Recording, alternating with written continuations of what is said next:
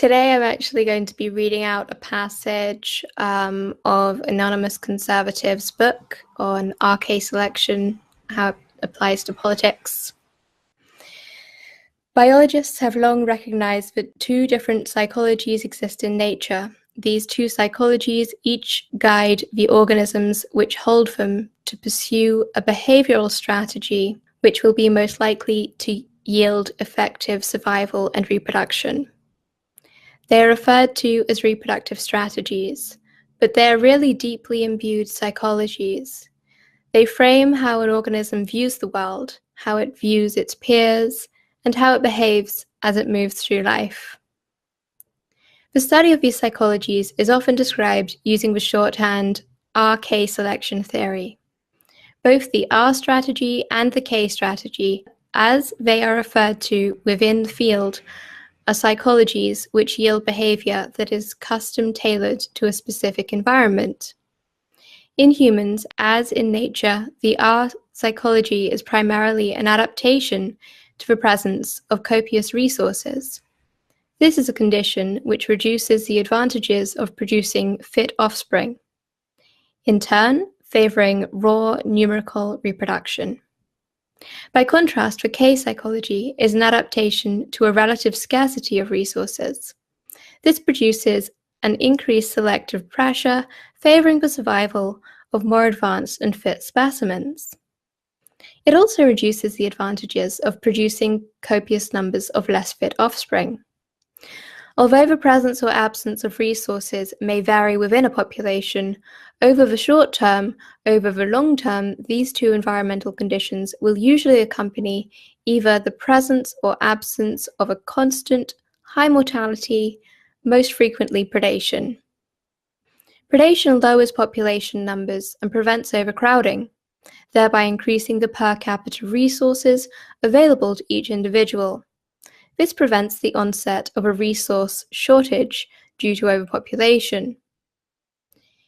It is for this reason that the R strategy, which is the evolutionary origin of liberalism, is most often seen in nature within prey species, while the K strategy, which underlies conservatism, is most often seen in species which are not preyed upon.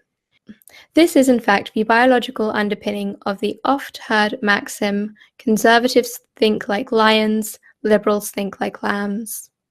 Lions are a K-selected species which exists sans predation. As a result, each new lion must compete with its peers to acquire a share of the limited resources available to the population. As a result, lions evolved to exhibit a K-type competitive, aggressive psychology to match this. Sheep, by contrast, are a more R-selected prey species, surrounded by fields of grass they will rarely, if ever, fully consume. This is reflected in their less belligerent, more pacifistic, more freely promiscuous nature.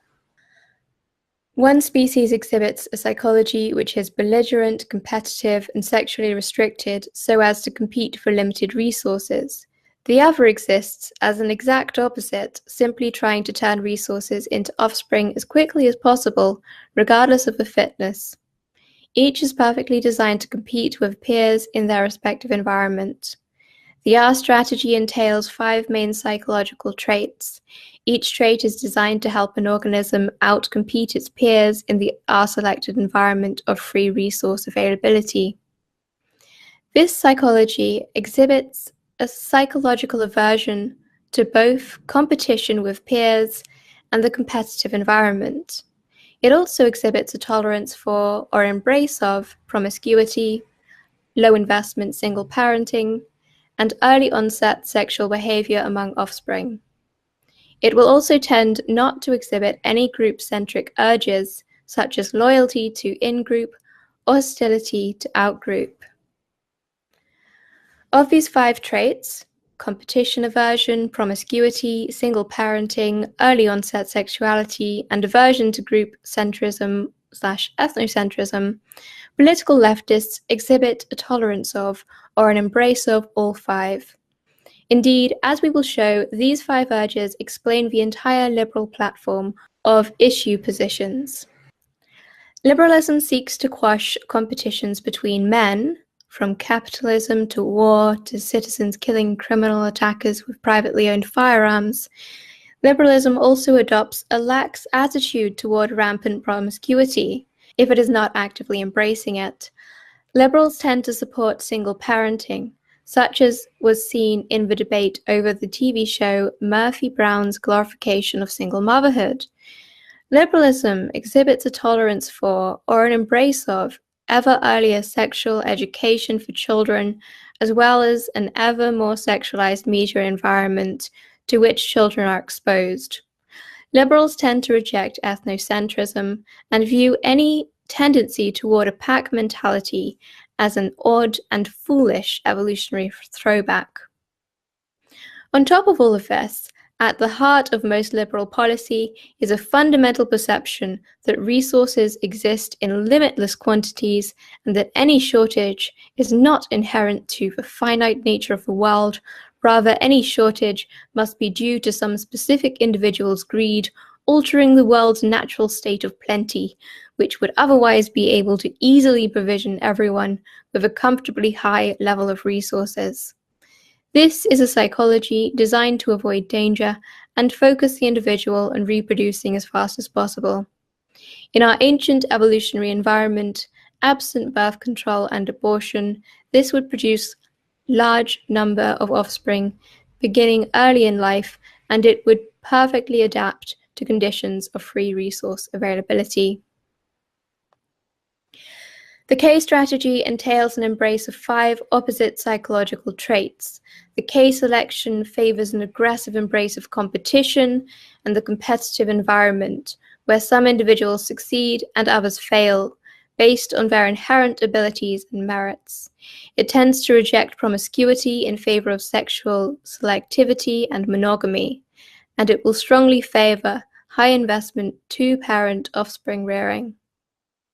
The K strategy also favors delaying sexual activity among offspring until later in life when maximally fit. Finally, in its most evolved form, K selection will tend to imbue individuals with a fierce loyalty to their in-group to facilitate success in group competitions.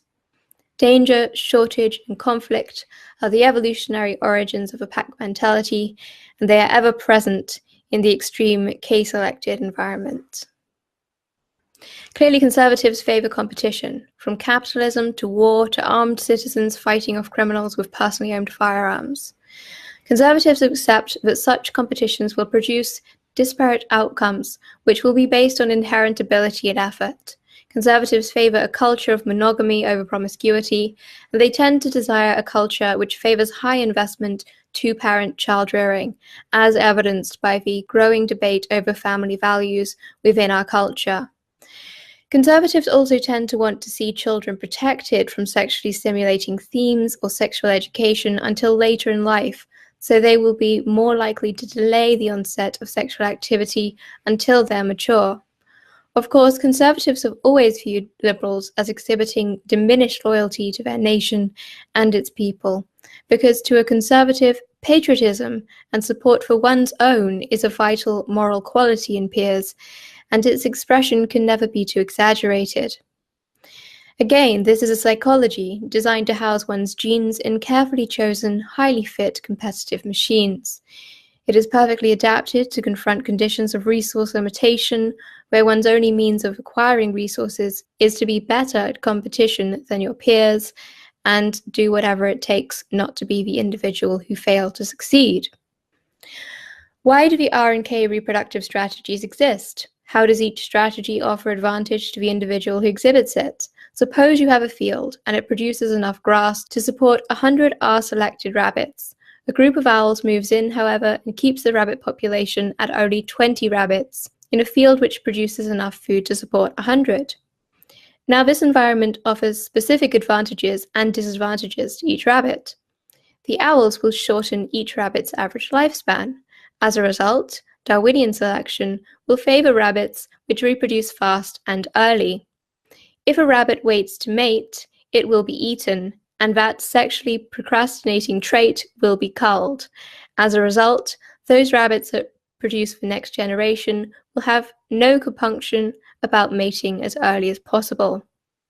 In this environment, teenagers and children, mating is simply normal, as anyone who feels otherwise is eaten prior to reproducing. Mating earlier also offers a numerical advantage in offspring production, which is advantageous when the competition is about producing as many offspring as possible. Competition's risks will serve no purpose, since each rabbit already has vastly more food than it could eat. Those who compete will waste time and energy fighting for something which is already freely available elsewhere. Those who fight will risk injury and death, while those who do not fight will enjoy the same freely available food, absent any risk, simply by fleeing to another green pasture. The fighters and competitors will produce fewer offspring than those who avoid competition's risk and focus all of their time solely on reproducing. As a result, the competitive will find themselves numerically outproduced by the more prolific individuals who avoided conflict and competition. Under our selection, monogamy is disadvantageous, since to impregnate only one mate and then see few offspring you have with her eaten is to see yourself fail in Darwinian terms. Monogamy will also limit the total numbers of offspring produced, as a single female can only produce so many young. Thus, in this environment, one is best served by producing as many offspring as possible, by as many mates as possible, beginning as early as possible. In that way, it becomes likely, statistically, that some of your numerous children will survive to reproduce. Since, under conditions of our selection, these are the traits Darwin rewards, these are the traits which will emerge within a species placed within an R-selecting environment. Since producing high numbers of offspring is the goal, it is also advantageous not to waste too much time on rearing any one offspring. The goal in our selection is mass production, as early and often as possible. Those who produce more offspring outcompete those who do not. As a result, high investment parenting for extended periods will give way to investing as little as possible in each offspring's rearing, so one may dedicate oneself to the act of reproduction. This will allow the individual to most effectively take advantage of the surplus resources available by producing as many offspring as possible. Since resources are freely available and aggression and competition are rare, offspring do not require much education or protection anyway, and they may be turned out of home relatively early to fend for themselves. Males will of course abandon females with offspring so as to pursue their highly promiscuous mating strategy. Here too you will notice, since there is no competition, there is no need to ally with anyone else to compete for resources. As a result, these rabbits will not evolve any group-centric urges or emotional connection to their peers. Indeed, the very notion of in-group or out-group would be puzzling to them, if you could communicate the concept. As a result of all this, in this environment, a population will evolve to avoid conflict and competition, mate with as many partners as possible, mate early, and not invest highly in any one child. The emphasis, as so many biology textbooks will assert, is to produce quantity over quality when producing offspring in an R-selective environment. Now suppose we zoom out from the field and zoom into a nearby forest. There, several packs of K-selected wolves exist in harmonious balance with a deer herd. Once these wolves reproduce, there will not be enough food to support the entire population of wolves, so some wolves will die due to starvation. This creates a different selective pressure entirely. Here, to survive, a wolf must aggressively compete with his peers for a share of limited food available. Those who avoid conflict and competition in hopes of stumbling on non-existent food elsewhere will die from starvation. The wolves who survive will be those who go after any food they see, even if they have to try and take it from another wolf by force or violence. Thus, such a K-type psychology will evolve to exhibit a more aggressive, competitive nature, more accepting of violence, as well as inevitable disparities in competitive outcomes between individuals. Of course, a wolf's success, in Darwinian terms, will revolve not just about surviving and mating, but also around producing offspring who survive and reproduce themselves. From a Darwinian perspective, if a parent survives and mates, but all of their offspring die due to competitive failure, the parent might as well not have bothered reproducing at all. As a result, K-selected wolves will evolve a psychology designed to invest heavily in a few highly competitive offspring. This will produce a small number of offspring that are likely to outcompete their peers rather than a larger number of lower quality, competitively incompetent offspring. Those wolves who mate randomly and often with any mate they happen across will see their numerous haphazardly produced offspring killed off by the fitter offspring of those parents who carefully sought the fittest mate possible and then competitively monopolize their mate's genetic fitness through monogamy. As a result, this K trait of careful mate selection and competitive monopolization would emerge spontaneously as Darwin works his magic. Young wolves will evolve to wait before entering the competition for a mate so as to make sure they are as competitive as possible and are not simply killed by their older competition due to their immaturity. Parents will also evolve to discourage such early sexual precociousness in their young, so their young will be maximally mature and maximally attractive to highly fit mates when pursuing their own mate. Likewise, parents will evolve toward high investment two-parent or even pack rearing so as to better protect their offspring until they are ready to compete and to carefully prepare them for the rigorous competition with peers which awaits them. Intense K selection often evolves into groups of individuals competing with other groups, since this is a more effective way to acquire limited resources than working alone.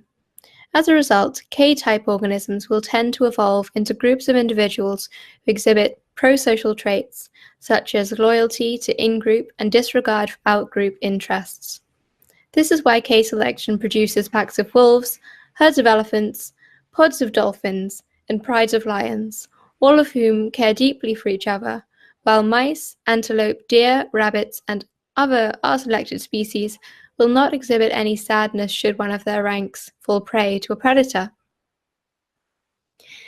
Since rabbits exist at the bottom of the food pyramid in nature and are preyed upon fairly consistently by a wide range of predators from owls to hawks to foxes, rabbits never truly experience the K-selected environment for any extended period. As a result of eons of fairly consistent R-selection pressures, they express a consistently R-type psychology throughout their species. Other species which have existed for long periods under conditions of limited resources will be highly K-selected in their psychology and behavior. Still, other species can exhibit a mix of R and K-type psychologies due to a variety of unique environmental conditions, among them having a history of living in varying environments with periodic resource abundances and resource shortages. These are the two environments that conservatives and liberals are perfectly adapted to function within. Of course, the R-type trait can never truly succeed. Should the R-type individuals ever gain full control over the populace, their mechanisms of control require a constant supply of the fuel of resources produced by the very populace they oppress. In removing the reward for effort and ability, such an R-type government will inevitably diminish its people's productive output and thereby starve itself of the very currency it requires to operate and oppress. At that very moment, proliferative R-parasites will be multiplying without bound, attempting to consume ever greater amounts of resources that are no longer being produced. As the power to control recedes, the populace will increasingly abide by its competitive nature.